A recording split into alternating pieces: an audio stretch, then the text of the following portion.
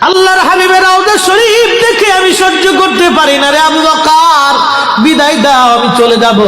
চলে গেলেন নবীর পাগল।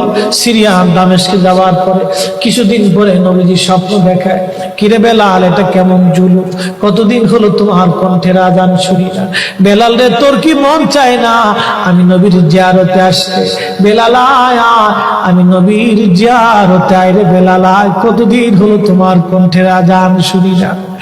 স্বপ্ন যখন নবীজি দেখাইছে, এ মুসলমান, হযরতে বেলাল সুদূর সিরিয়ার দামেস্ক থেকে পাগলের মতো দৌড়াইলেন, পাগলের মতো ছুটে আসলেন। যখন মদিনাতে আসলেন তখন তাহাজ্জুদের সময় চলতেছিল। তাহাজ্জুদের সময় চলার সময় হযরত বেলাল রাদিয়াল্লাহু আনহু কাঠের জালি দিয়ে তখন রওজা শরীফ ঘিরে রাখা ছিল।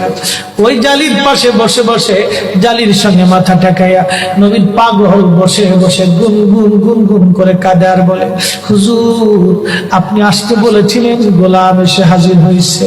নবী গো, আজান দিতে বলেছেন, আমি আজান দিলে আপনি আগে নামাজ আসতেন, এখন আজান দিলে কি নবী আপনি নামাজে আসবেন?